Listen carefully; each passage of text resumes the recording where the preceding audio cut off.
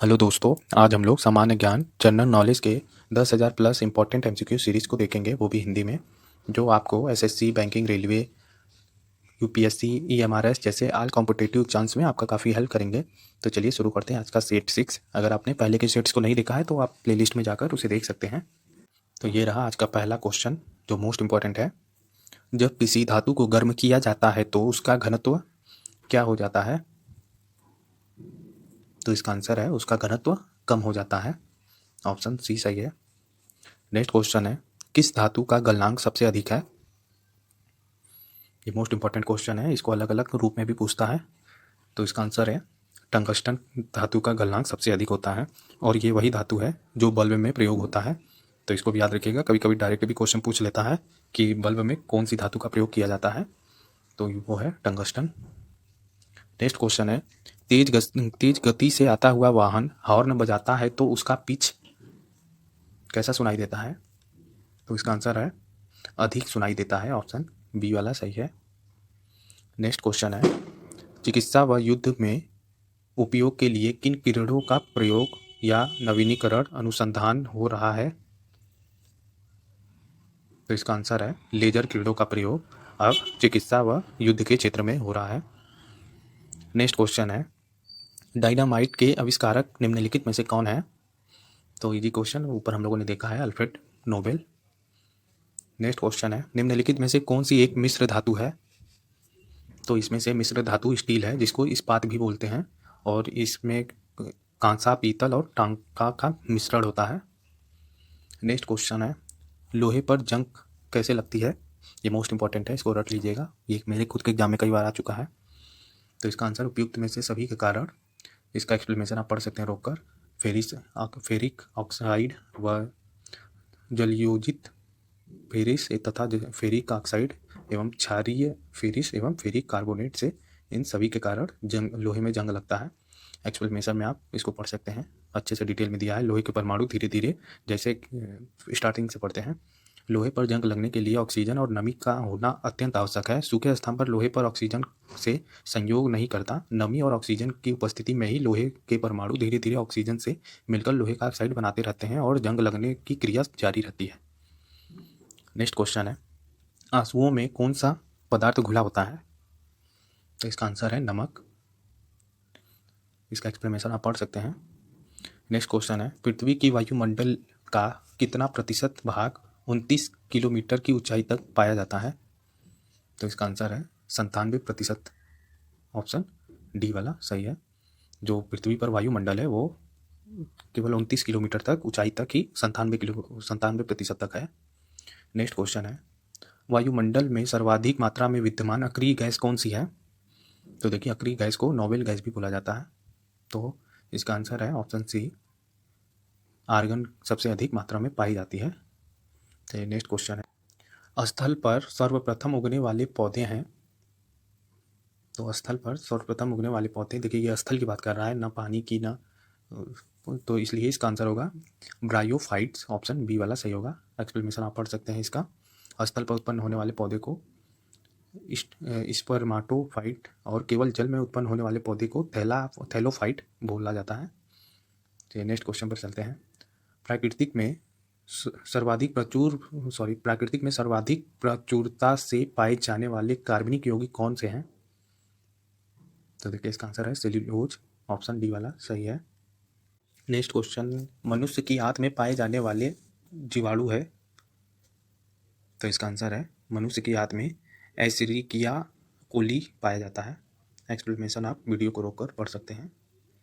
Next question है, Nobel पुरस्कार विजेता रविंद्रनाथ टैगोर का जन्मदिन किस तिथि को मनाया जाता है? तो इसका आंसर है ऑप्शन डी, 9 मई को मनाया जाता है। यह एशिया के पहले नोबेल विजेता रहे हैं रविंद्रनाथ टैगोर। 9 मई को उनका जन्मदिन होता है, और यह रविंद्र जयंती को लोकप्रिय रूप से पोचिसी बोईसक कहा जाता है। नेक्स्ट क्वेश्चन है, विश्व गौरैया दिवस कब मनाया जाता है? तो इसका आंसर है 20 मार्च को विश्व गौरैया दिवस मनाया जाता है। नेक्स्ट क्वेश्चन है, इनमें से कौन सा मसाला वास्तव में सूखी पत्तियां होती हैं? ये मोस्ट इंपॉर्टेंट है, बस देखने में इजी लगता है, लेकिन ये कई बार एग्जाम में आ चुका है। कस्तूरी मेथी जो होती है यह मसाला सूखी पत्तियां ही होती हैं सिर्फ। नेक्स्ट क्वेश्चन है, हमारे सौर मंडल में सबसे बड़ी वस्तु क्या है? तो सौर मंडल में हमारी सबसे बड़ी वस्तु जुपिटर है, ऑप्शन बी वाला, जिसको सबसे बड़ा ग्रह भी बोला जाता है, सबसे बड़ा ग्रह भी बोला जाता है और सबसे बड़ा पिंड भी कहा जाता है। नेक्स्ट क्वेश्चन है, और ये भी पढ़ लीजिए, ये पृथ्वी से लगभग 109 गुना बड़ा होता है। तो आप एक्सप्लेनेशन भी पढ़ लीजिएगा वीडियो को रोककर। मैं आगे बढ़ता हूँ। आर्य भारत में कहाँ से आए? तो ये भी मोस्ट इंपॉर्टेंट है, केंद्रीय एशिया से आए हैं, ऑप्शन सी वाला सही है। एक्सप्लेनेशन आप यहाँ से पढ़ लीजिए। नेक्स्ट क्वेश्चन है, अंग्रेजों ने फूट डालो और शासन करो की नीति कब अपनाई? तो इसका आंसर है ऑप्शन सी, 1858 में इन्होंने फूट डालो और राज करो की नीति अपनाई थी। इस बीच 30 दिसंबर 1906 को ढाका में नवाब समीउल्लाह खान ने मुस्लिम लीग की स्थापना की। इस लीग के उदय के साथ ही अंग्रेजों की फूट डालो राज करो की नीति का अनुसरण हुआ। 1857 की क्रांति के बाद अंग्रेजों ने फूट डालो राज करो की नीति अपनाई थी। तो यही था इसका। नेक्स्ट क्वेश्चन है, विधवा पुनर्विवाह कानून कब बना? ये भी मोस्ट इंपॉर्टेंट है। तो इसका आंसर है 1856 में ये बना था, और ये डलहौजी के शासनकाल में बना था, लॉर्ड डलहौजी के। नेक्स्ट क्वेश्चन है, कवि कालिदास किसके राज कवि थे? तो इसका आंसर है ऑप्शन सी, चंद्रगुप्त द्वितीय, जिसको विक्रमादित्य के नाम से भी जाना जाता था। तो वह कालिदास उनके राज कवि थे। उन्हें भारत में सबसे महान और प्रसिद्ध संस्कृत कवि भी कहा जाता है या माना जाता है। नेक्स्ट क्वेश्चन है, चीनी यात्री फाहियान किस गुप्त शासक के शासनकाल के दौरान भारत आए थे? तो इसका आंसर है चंद्रगुप्त द्वितीय के शासनकाल में ही आए थे, जिनका नाम विक्रमादित्य भी था। तो याद रखिएगा, कई बार विक्रमादित्य भी नाम से कई बार क्वेश्चन आया है। नेक्स्ट क्वेश्चन है, आर्यभट्ट और वराहमिहिर के सुविख्यात नाम किसके युग से संबंधित है? तो यह दोनों गुप्त वंश से संबंधित हैं, इन्हीं के शासनकाल में ये विख्यात हुए थे या प्रसिद्ध हुए थे। नेक्स्ट क्वेश्चन है, रोमन साम्राज्य के साथ भारत का व्यापार रोम पर किसके द्वारा आक्रमण के साथ समाप्त हो गया? तो इसका आंसर है ऑप्शन सी, हुडू द्वारा। आप चाहे तो वीडियो को रोककर इसका एक्सप्लेनेशन पढ़ सकते हैं। नेक्स्ट क्वेश्चन है, पहला ज्ञात गुप्त शासक कौन था? तो इसका आंसर है श्रीगुप्त। पहला ज्ञात गुप्त शासक था। लेकिन अगर यही क्वेश्चन हो कि पहला मतलब वास्तविक कौन थे, मतलब जो बोलते हैं पहला वास्तविक गुप्त शासक कौन थे वास्तविक रूप से, तो उनको चंद्रगुप्त मौर्य को बोला जाता है। तो देखिए नीचे दिया है, गुप्त साम्राज्य के संस्थापक कौन है? तो चंद्रगुप्त प्रथम को ही माना जाता है।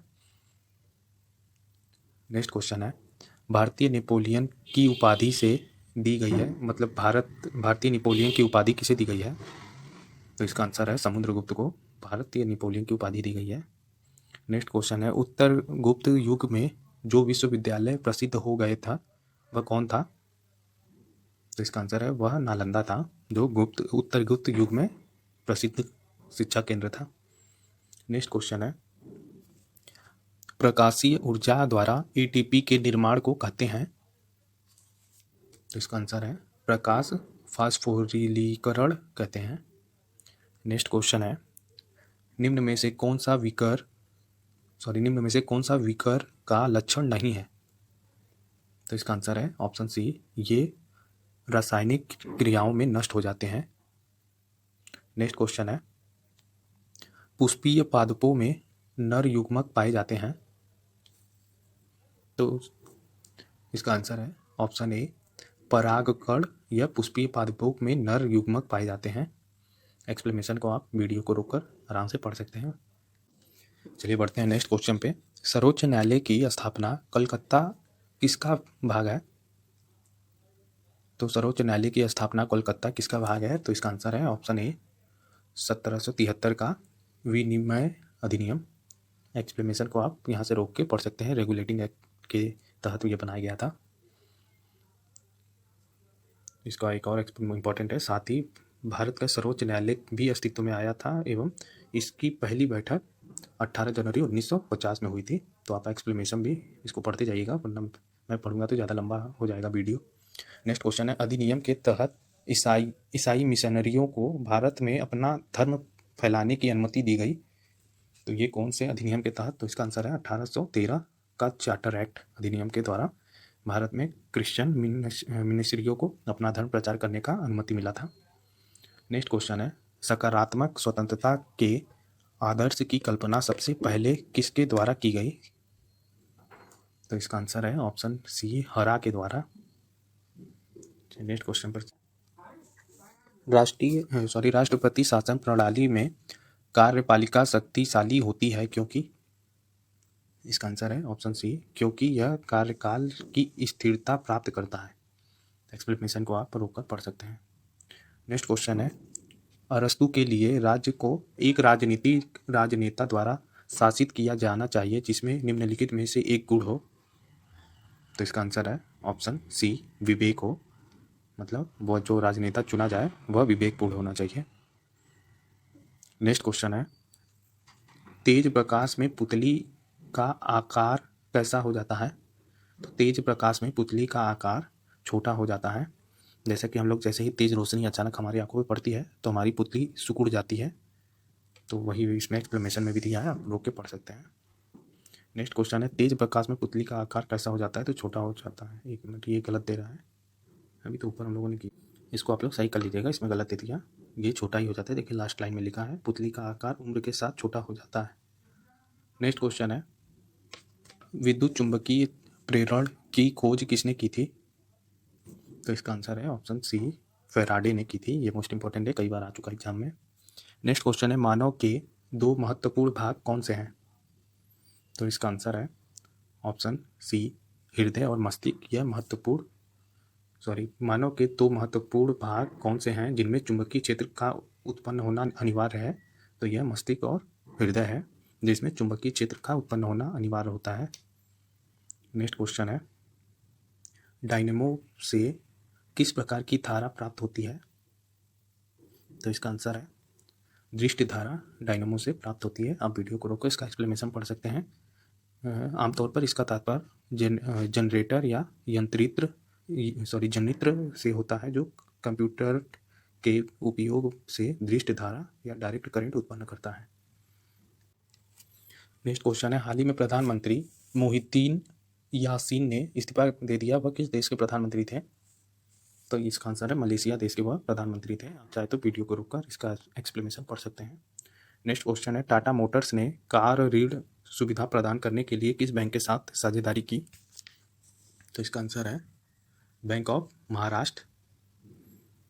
नेक्स्ट क्वेश्चन है, निम्न में से कौन सा एक फल है? तो इसका आंसर है भिंडी। यह एक फल है, इंपॉर्टेंट क्वेश्चन है ये। नेक्स्ट क्वेश्चन है, वृक्ष की आयु वर्षों में निर्धारित की जाती है? तो इसका आंसर है वृक्ष की आयु इनमें से वार्षिक वलयों की संख्या के आधार पर निर्धारित की जाती है। नेक्स्ट क्वेश्चन है, विश्व मौसम दिवस कब मनाया जाता है? तो इसका आंसर है 23 मार्च को विश्व मौसम दिवस मनाया जाता है। ये इंपॉर्टेंट क्वेश्चन है। नेक्स्ट क्वेश्चन है, भारतीय झंडा दिवस। देखिए ये कितनी बार आ चुका है, 7 दिसंबर को भारत में झंडा दिवस मनाया जाता है। और अगर ध्वज दिवस पूछे तो 22 जुलाई को।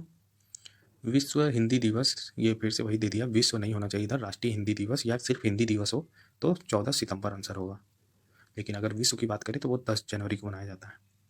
नेक्स्ट क्वेश्चन है, योजना आयोग के प्रथम अध्यक्ष कौन थे? तो इसका आंसर है, आपको पता होगा नीति आयोग का ही नाम पहले योजना आयोग था और हमेशा प्रधानमंत्री ही उसके अध्यक्ष बनते हैं। तो पहले जो थे तो वो जवाहरलाल नेहरू होंगे, ऑप्शन बी वाला। आप एक्सप्लेनेशन पढ़ सकते हैं। नेक्स्ट क्वेश्चन है, राज्यसभा में सीटों की अधिकतम संख्या थी? तो इसका आंसर है उत्तर प्रदेश में सबसे अधिक संख्या होती है राज्यसभा की सीटों की भी, लोकसभा की सीटों की भी, दोनों की संख्या उत्तर प्रदेश में सबसे अधिक है। आज का लास्ट क्वेश्चन है, भारत के संविधान में संविधान भाग द्वारा किस तिथि को अपनाया गया? फिर से पढ़ते हैं, भारत के संविधान में संविधान सभा द्वारा किस तिथि को अपनाया गया था? भारतीय संविधान को, मैं गलत पढ़ रहा हूँ, भारतीय संविधान को संविधान सभा द्वारा किस तिथि को अपनाया गया या अंगीकृत किया गया? तो इसका आंसर है 26 नवंबर 1949 को, ऑप्शन सी वाला सही होगा। तो एक्सप्लेनेशन आप यहाँ से रोककर पढ़ सकते हैं। तो ये था आज का लास्ट क्वेश्चन। अगर आपको ये क्वेश्चंस के लेवल अच्छे लग रहे हैं तो आप चाहे तो मेरे चैनल को सब्सक्राइब कर लें, ताकि मैं ये 10,000 सीरीज़ को कंप्लीट कर सकूं, एमसीक्यू सीरीज़ को, और मैं हर दिन 50 क्वेश्चन कराता हूं। तो चलिए, थैंक यू। इस वीडियो को लाइक कर लीजिएगा।